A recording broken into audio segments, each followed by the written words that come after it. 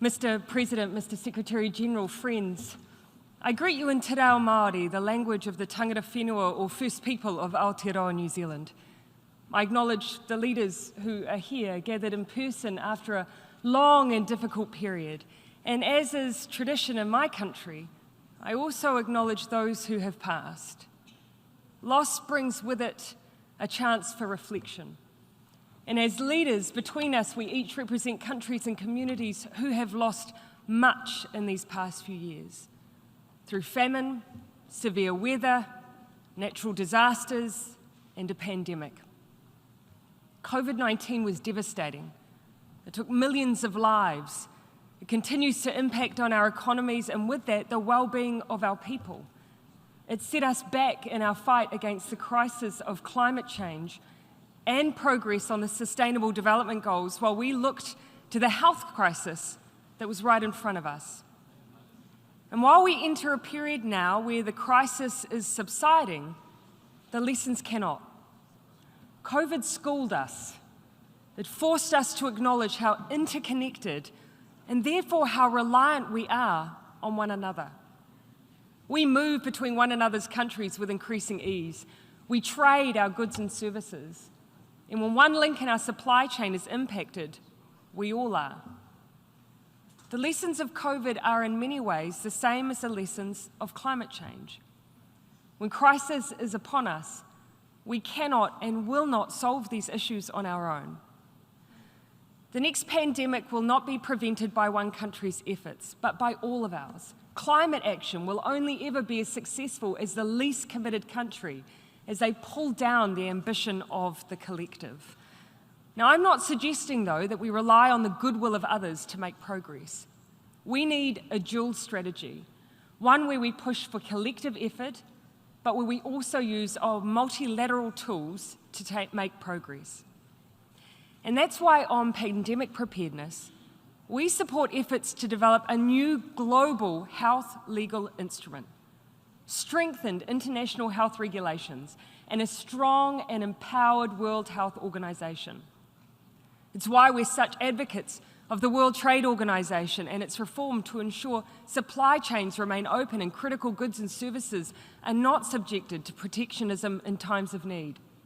It's why we've worked so hard within the Paris Agreement to see the action we need on climate, while also doing our bit at home, including putting a 1.5-degree warming limit into law, increasing our NDC to 50% below 2005 levels by 2030, and quadrupling our climate finance commitment.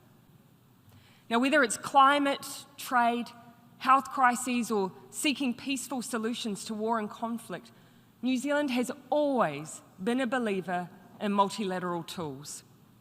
We were amongst the founding members of the United Nations as governments of the day recognised the perils of war would only be avoided through a greater sense of shared responsibility. The basis on which this institution was formed remains as relevant today as it was then. But without reform, we risk irrelevancy. Now, there is perhaps no greater example of this than Russia's invasion of Ukraine. Let us all be clear. Russia's war is illegal. It is immoral. It is a direct attack on the UN Charter and the international rules-based system and everything that this community should stand for. Putin's suggestion that it could at any point deploy further weapons that it has at their disposal reveals the false narrative that they have based their invasion on. What country who claims to be a liberator threatens to annihilate the very civilians they claim to liberate? This war is based on a lie.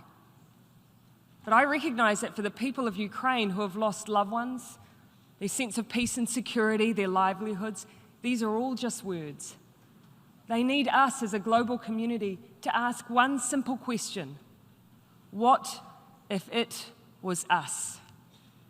Now, our ability to answer that question with any confidence that we have the tools as a global community to act swiftly and collectively has been severely undermined.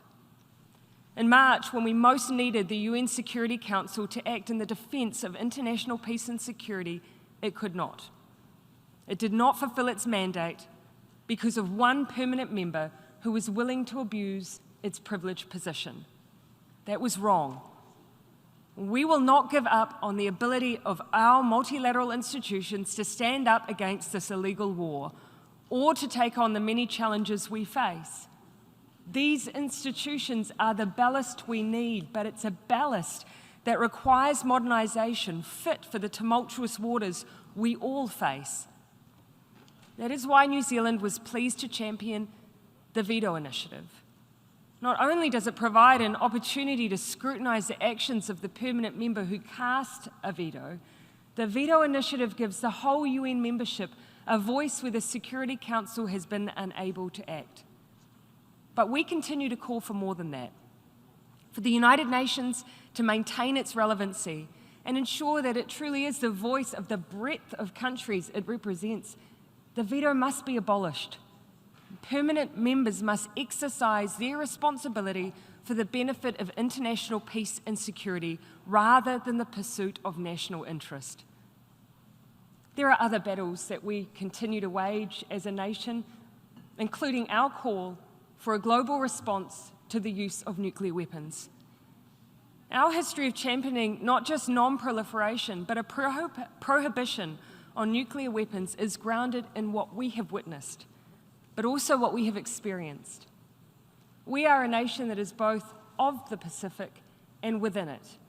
It was in our region that these weapons of war were tested. Those tests have left a mark on the people, lands, and waters of our home. And the only way to guarantee our people that they will be safe from the catastrophic humanitarian consequences of nuclear weapons is for them not to exist. That's why New Zealand calls on all states that share this conviction to join the Treaty on the Prohibition of Nuclear Weapons. Now, some will call such a position naive. Some believe that we are safer as a result of nuclear weapons. In New Zealand, we have never accepted the wisdom of mutually assured destruction. It takes one country to believe that their cause is nobler, their might stronger, their people more willing to be sacrificed. And none of us can stand on this platform and turn a blind eye to the fact that there are already leaders amongst us who believe this. Nuclear weapons do not make us safer. There will be those who agree, but believe it's simply too hard to rid ourselves of nuclear weapons at this juncture.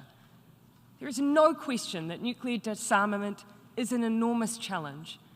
But if given the choice, and we are being given a choice, surely we would choose the challenge of disarmament than the consequences of a failed strategy of weapons-based deterrence.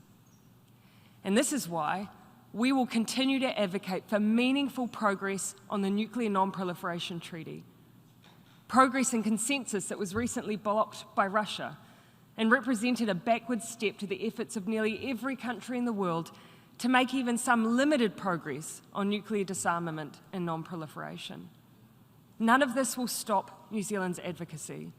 We will remain a strong and passionate advocate for efforts to address the weapons of old. But we'll also be an advocate to address the weapons that are new. After all, the face of war has changed, and with that, the weapons used. The tools used to challenge the statehood of others are hidden and more complex. Traditional combat, espionage, and the threat of nuclear weapons are now accompanied by cyber attacks, prolific disinformation, and manipulation of whole communities and societies. Now, as leaders, we have never treated the weapons of old in the same way as those that have emerged. And that's understandable. After all, a bullet takes a life. A bomb takes out a whole village. A lie online or from a podium does not. But what if that lie, told repeatedly and across many platforms, prompts, inspires, or motivates others to take up arms, to threaten the security of others, to turn a blind eye to atrocities, or worse, to become complicit in them? What then? This is no longer a hypothetical. The weapons of war have changed. They are upon us and require the same level of action and activity that we put into the weapons of old. We recognise the threats that the old weapons created. We came together as communities to minimise these threats. We created international rules, norms, and expectations. We never saw that as a threat to our individual liberties. Rather, it was a preservation of them. The same must apply now as we take on these new challenges. In New Zealand, we deeply value our right to protest. Some of our major social progress is being brought about by hekoi, or people power, becoming the first country in the world to recognise women's right to vote, movement on major Indigenous and human rights issues, to name but a few. Upholding these values in a modern environment translates into protecting a free, secure, and open internet. To realise all of the opportunities that it presents in the way we communicate, the way we organise, the way we gather. But that does not mean the absence of transparency, expectations, or even rules, if we correctly identify what it is we are trying to prevent. And surely we can start with violent extremism and terrorist content online. On the 15th of March 2019, New Zealand experienced a horrific terrorist attack on its Muslim community. More than 50 people were killed as they prayed. The attack was live streamed on a popular social media platform in an effort to gain notoriety and to spread hate. At that time, the ability to thwart those goals was limited, and the chances of government alone being able to resolve this gap was equally challenging. And so that's why, alongside President Emmanuel Macron, we created the Christchurch Call to Action. The core community has worked together to address terrorism and violent extremist content online. And this important work progresses. We have demonstrated the impact we can have by working together collaboratively. We've improved crisis reactions, stymieing the ability to live stream attacks. We have crisis protocols that kick in to prevent proliferation. We're also focused on prevention, understanding the interactions between online environments and the real world that can lead to radicalisation. This week we launched an initiative alongside companies and non-profits to help improve research and understanding of how a person's online experiences are curated by automated processes. This will also be important in understanding more about mis- and disinformation online, a challenge that we must, as leaders, address. Sadly, I think it's easy to dismiss this problem as one in the margins. I can certainly understand the desire to leave it to someone else. As leaders, we're rightly concerned that even the most light-touch approaches to disinformation could be misinterpreted as being hostile to the values of free speech that we value so highly. But while I cannot tell you today what the answer is to this challenge, I can say with complete certainty that we cannot ignore it. To do so poses an equal threat to the norms we all value.